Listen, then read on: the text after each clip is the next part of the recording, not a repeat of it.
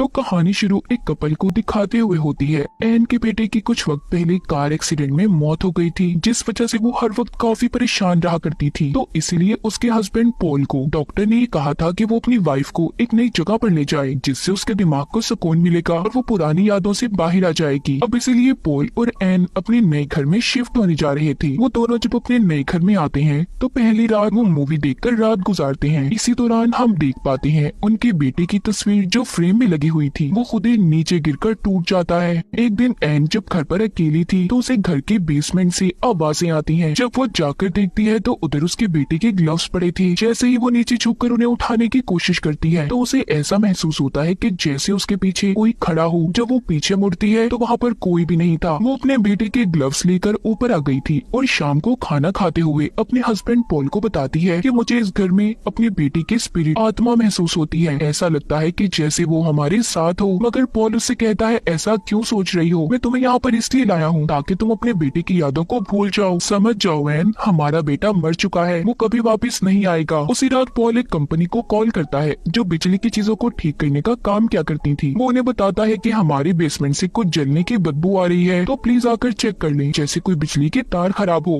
वो कंपनी बताती है कि हमारा एक आदमी आपके पास आएगा जो आकर आपके घर की इलेक्ट्रिसिटी बिजली को चेक कर लेगा। तभी वहाँ पर एन आती है जो अपने बेटे की तस्वीर का टूटा हुआ फ्रेम लाकर पॉल को दिखाती है और कहती है मैंने कहा था ना हमारे बेटे की आत्मा हमारे साथ है। देखो उसे ये तस्वीर कभी पसंद नहीं थी, इसीलिए तो उसने ये फ्रेम तोड़ दिया। तभी इनके दरवाजे की बेल बजती है और इनकी मुलाकात एक कपल से होती है जिनमें हस्बैंड का नाम डेव था। वो बताते हैं कि हम आपके पड़ोसी हैं और हम यहाँ पर आपसे मिलने आए हैं। ये सुनकर एन कहती है हमें यहाँ पर आए हुए 2 हफ्ते हो गए हैं मगर हमसे मिलने अभी तक कोई नहीं आया। ये सुनकर डेव कहता है ये बात काफी अजीब है, जब भी इस घर में कोई रहने आता है तो पूरे टाउन में अजीब अजीब बातें होने लगती हैं। पॉल जब उससे इस बारे में बात करता है कि ऐसा क्यों है, डेव बताता है कि कुछ अरसा पहले यहाँ पर एक फैमिली रहती थी जो पहली बार इस घर में शिफ्ट हुई थी। उनका एक फ्यूनरल पॉलर था, मतलब कि वो मरे हुए इंसानों को तैयार करके उनको दफनाया करते थे। बाद में उनके लिए पूरे टाउन में ये बातें फैलने लगी कि वो फैमिली लाशों को मेडिकल हॉस्पिटल में बेच देते हैं और खाली कॉफिन ताबूत को कब्र में दफना देते हैं। जब इन सब बातों के बारे में टाउन के लोगों को पता चला तो उन्होंने उस फैमिली को यहाँ से बाहर निकाल दिया। फिर उस फैमिली का हेड शराब पीने लगा जिस वजह से उसकी मौत हो गई। डेव की वाइफ उन्हें यहाँ पर जब कुछ बताने लगती है तो डेव उसे चुप करवा लेता है। फिर वो लोग यहाँ से जाने लगते हैं। डेव जाते हुए उन्हें ये भी बताता है कि ये घर बहुत पुराना है, आज 30 साल बाद कोई नई फैमिली इस घर में रहने आई है। वो इस घर को उन्हीं पुराने लोगों के नाम से पुकारता है। ये सुनकर पॉल कहता है नहीं, ये अब हमारा घर है। डेव की वाइफ जाते हुए एन से हाथ मिलाती उसे कुछ पकड़ा कर जाती है। वो एक नोट था जिसमें लिखा था कि इस घर को हर 30 साल बाद एक फैमिली चाहिए, तो जितनी जल्दी हो सके इस घर से चले जाओ, छोड़ दो इस घर को। पर पॉल इस बात को ज्यादा सीरियस नहीं लेता। जब रात को ये दोनों सो रहे थे तो तभी एन की आंख खुलती है।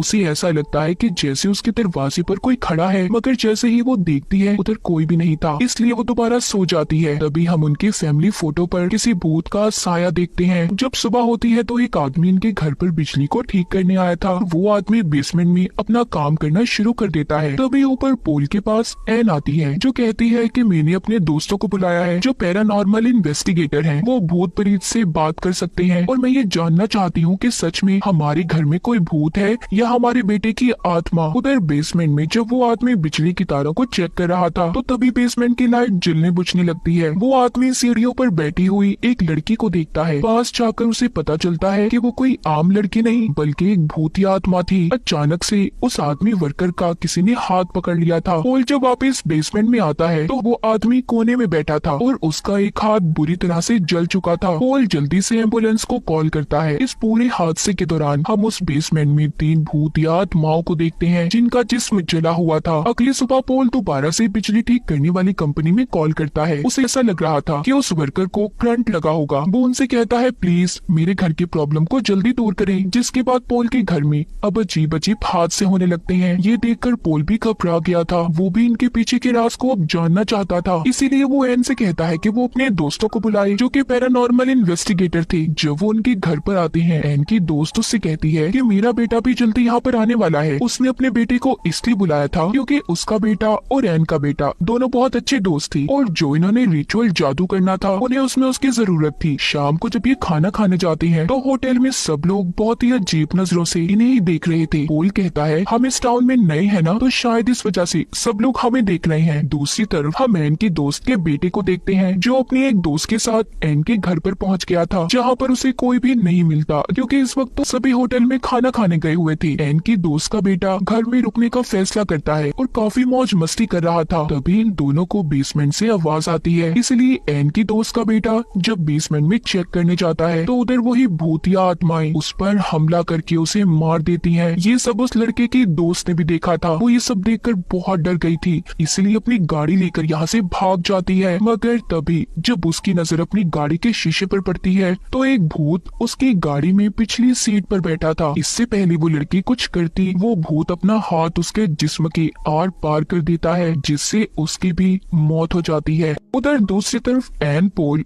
और उनके दोस्त जब होटल से खाना खाकर घर आते हैं तो एन की दोस्त को अपना बेटा नहीं मिलता। उधर हमें वही होटल दिखाया जाता है जहाँ पर एन सबको लेकर खाना खाने गई थी। वहाँ की मालकिन अपनी वेट्रेस से पूछती है कि वो चारों आपस में क्या बातें कर रही थी। वो बताती है बस वो कपल अपनी दोस्तों को बता रही थी कि वो अपने नए घर में कुछ अजीब महसूस करते हैं और उन्हें ये घर जल्द से जल्द खाली कर देना चाहिए। तभी होटल के दरवाजे पर डेव आता है, जिसको हमने एन और पोल के घर पर भी देखा था, जो उनका पड़ोसी था, जो आते ही उस वेट्रेस को मार देता है जो ये सब बता रही थी। होटल की मालकिन उससे पूछती है कि तुमने मेरी वेट्रेस को क्यों मार दिया। वो कहता है तुमने उन लोगों के पास उसे क्यों भेजा था। यहाँ पर हमें कहानी का असल राज पता चलता है। डेव बताता है इस घर को हर 30 साल में एक फैमिली की जरूरत होती है जिसे वो मार कर खा सके। पहले उस घर में सबसे पहले एक फैमिली आई, फिर उसके बाद पोल और एन उस घर में शिफ्ट हुए। अगर ये लोग यहाँ से सही सलामत निकल गए तो बहुत कुछ गलत हो जाएगा। उस घर की डार्कनेस, काली परछाई पूरे टाउन में फैल जाएगी, जिससे हर किसी की जान को खतरा होगा। यहीं पर हमें एक और बात पता चलती है कि जिस फैमिली के बारे में कहानी के शुरू में डेव ने एन और पोल को बताया था, जिनका फ्यूनरल पार्लर भी था, वो खुद यहाँ से कहीं भी नहीं गए थे, बल्कि इन टाउन के लोगों ने उन्हें यहाँ पर जलाकर मार दिया था। वो भूत आत्माएं उन्हीं लोगों की थी जो उस घर में आने वाले हर इंसान को मार देती थी, मगर अब तक उन्होंने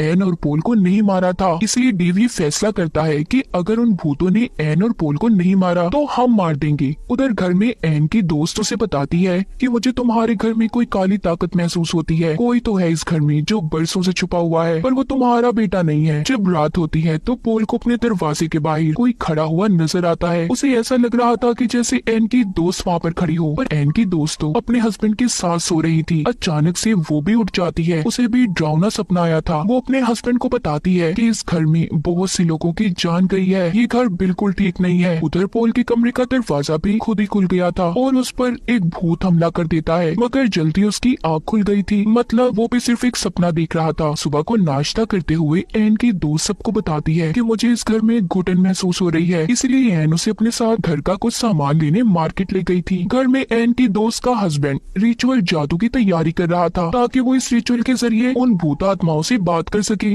जो इस घर में रहती हैं। मार्केट में एन की दोस्त उससे कहती है कि तुम लोगों को जल्दी ये घर छोड़ देना चाहिए, तुम्हारे घर में किसी काली ताकत का साया है। तभी उधर डेव आ जाता है जो इनसे बात करने लगा था। एन की दोस्त जब उसकी बातों को सुनती है तो उसे वो अजीब लगता है। एन की दोस्त डेव से पूछती है कि जो फैमिली एन से पहले रहती थी वो सच में ये घर छोड़कर चली गई थी। डेव कहता है हाँ ऐसा ही है, पर कहती है नहीं ऐसा नहीं है, तुम झूठ बोल रहे हो, क्योंकि कल रात मैंने उस घर में एक फैमिली को देखा है जो मर चुकी है।